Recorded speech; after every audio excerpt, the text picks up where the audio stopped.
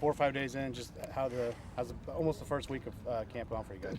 Not bad, because day 6, we got some guys that, like Brandon Knight's got a slight foot, Robert McCray yesterday fell on his shoulder, and some of those guys are playing positions where they're growing into, because they're kind of athletic big guys, but they're growing into some of those positions where there's more banging, and there's a point in time where they need some of this work so their bodies get used to the contact, and contact volume's a part of it, and you got to protect them, but you also got to build a base.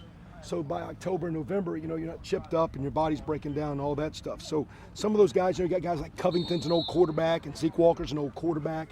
So some of those guys, Austin Doris, an old quarterback.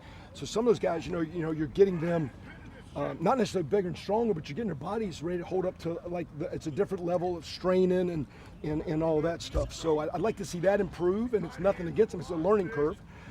We've had some back and forth. There's a lot of good energy. I mean, that's basically 6 practices, in less than 6 days, and 4 days in a row of hitting, 2 days in a row of full pass. That's our first live tackling, and we can tackle better and block better. But it's been good. I'm encouraged. Still early, but any freshman newcomers stand out for you?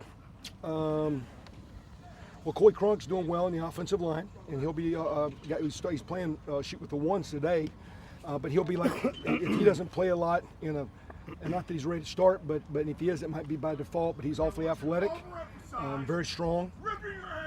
Ian Thomas, just I hear Coach Patton yelling over there. Ian Thomas, having gotten here, is 258 pounds. There's 3 of those guys over here 260 at tight end. That's a good-looking group of big guys, and that's a group I've talked about needs to come through. Danny Friend's about 269, 70. So it's a big group, but Ian's been impressive. Taser Mack shows some flashes. Where we actually, Tyler Natee's been impressive, as a big back. I mean, very, very impressive. Cole Guest, impressive. All Clyde Newton moving over has done well, impressed. Defensively, Marcelino Ball, very, very, very solid. Most of the defense is back, so it's a little bit some of those offensive guys that we need. Didn't see Ryan Smith on that latest camp. Yeah, Ryan's got he had a Lisfranc injury last winter. And with that, he's not going to be cleared to November. So instead of bringing him here and basically it's an automatic redshirt year, we're holding him till January. And he'll actually start, but then he counts in next class, which technically gives us one more walk-on scholarship now.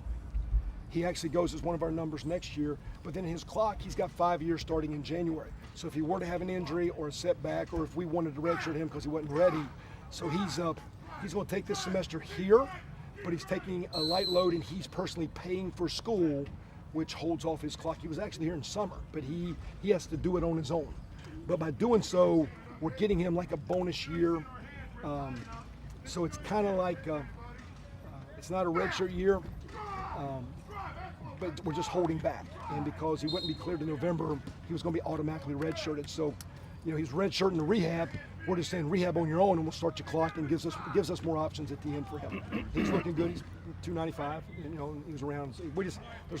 He can't practice. He can't be at meetings. He can't be here. He's physically going to be with us in here, but he's not really on the team right now. And that just gives him more options and us more options.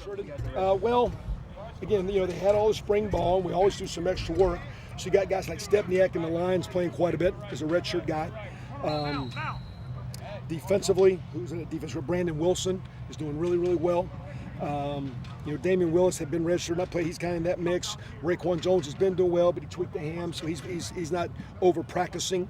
Kind of blank on some guys. Give me some names here. Thornton, Doris in the tight end mix. I mean, all those guys. No one looks bad. I mean, they haven't played in games yet, but they've all gotten bigger, stronger.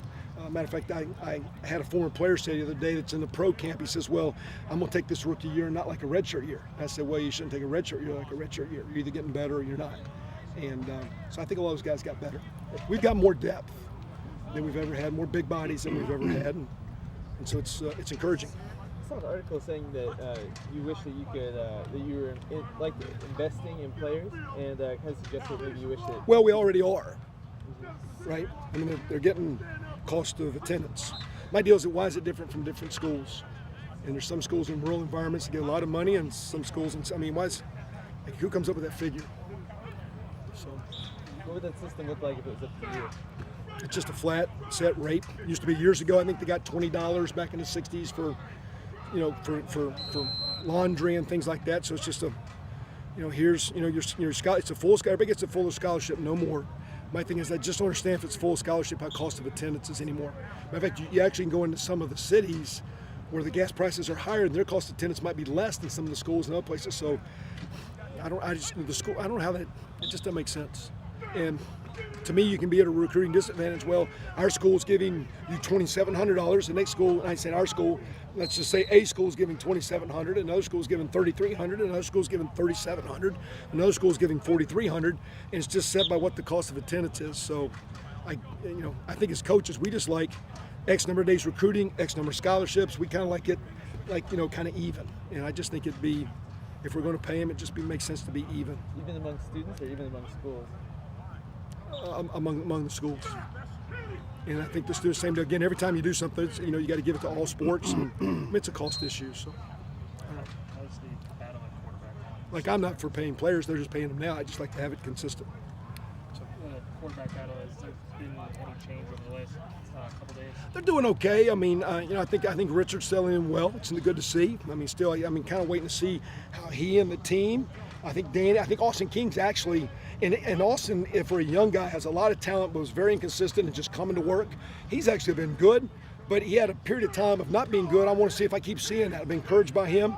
Danny and Xander have done well. So I'm just, I just made a comment to Coach Johns today, though, that in our practice format, we need to make sure that when we're scripting plays, we kind of know who the quarterback's going to be, because some of these quarterbacks need to work on different things, and some of these quarterbacks you would emphasize different things.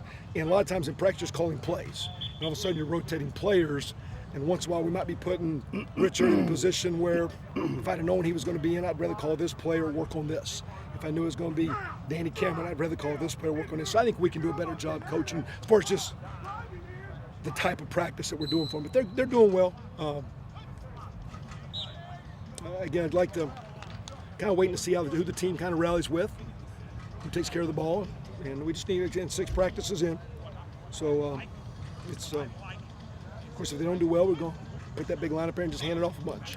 We got a bunch of good backs. I feel like you get a better sense of all that kind of stuff tomorrow with the scrimmage. I don't know. I mean, tomorrow would just be it'll almost be like today, except at the end of practice, we'll just kind of tackle the whole time. So it'll be like a practice, and then the last set of it's just, okay, we're going to play ball. And we will only do third downs and scoring if it happens. Where today we did, it would be like we started, they moving around, we'll just keep going that for about 40 minutes is all it is. We'll do that the following Tuesday. We got a big scrimmage this Saturday and next Saturday. Defensively, what have you liked? What happened? Our D-line's really playing hard. We're just a little thin with some numbers where we can wear out. The way we practice with fatigue and all that. We can tackle better in the perimeter and be in better position. But what I really like, Coach Allen, having been a part of a no-huddle offense going against Coach Freeze, he doesn't stress or panic on that. Hey, here's what we do. Here's how we do it. Let's just do it. Where some other times you see some guys get rattled. He's like, hey, no, here's what you do, and I want you to do this and do this now. Get lined up. So I've been very encouraged. Coach Hagan's got his guys up front playing well. We've got more depth. I'd like to be a little deeper in the D-line, but I thought they had a really good day today. Defensively, a position with a lot of competitions, the Husky. Who have you seen stand out in that regard? Zeke Walker does well. It's a big body of him in spring. The freshman Marcelino Ball is going to be really, really good. Jamie Thompson has a turf toe that's been out and been in a boot, so he's been a little limited. Who else we got up there? Ben Bott can play there, although we're playing Ben at boundary corner some. That's 205 pounds at boundary corner. 220 some pounds at outside Husky. If you got receiver right now, we got 4 receivers over 215 pounds. We got a bunch of big people. And to shoot that one back weighs 282. And that's a load out there. So Clyde Newton's 235, looking good at back. So we're bigger, stronger. And the best thing about Husky and DBs, we're a little bit bigger. Fance, bigger, stronger. We just got some bigger guys, which is encouraging. Dan Feeney playing in a little tackle, is that just kind of keep him fresh? Is it something you're talking about? With Brandon Knight having a foot sprain or strain in his arch, he's been out. So Dimitri can go over there, and we can play Dan at tackle, or Dimitri can stay at right, and we go with Coy as the freshman. So right now, if we were playing today, and that's the way it was, we'd probably do a little bit of that. It's just to take some stress off of Coy, and our next best backup player is some of those guards. So it's just to get your best 5 out there. And Dan's long enough and got enough balance. He's been very good. You talked about him a little bit, but I mean, is Coy a guy you can envision if the opportunity's there playing as a freshman? Oh yeah, no doubt. He's good. Any other injury updates that something had? He's running around, and again he's straight line. He's good, but when you got to make a guy miss whatever. So we've had again we got some nick-ups, nothing major, which is good, and we've practiced hard. We've got a fair amount of hitting. Some of those nick-ups need to toughen up in time, and I know we'll get our trainers. We do have a new trainer. We brought in a guy, Kyle Blackman, that was with the Redskins. He was a Franklin alum from Indiana. I think he's a North region guy from Lowell. And but anyway, so we have a new trainer, and we'll be interested. Since he's been here, he's been batting 1,000, keeping guys healthy. So, new team rule: don't get hurt. Everybody good? Any issues? Awesome. See you guys.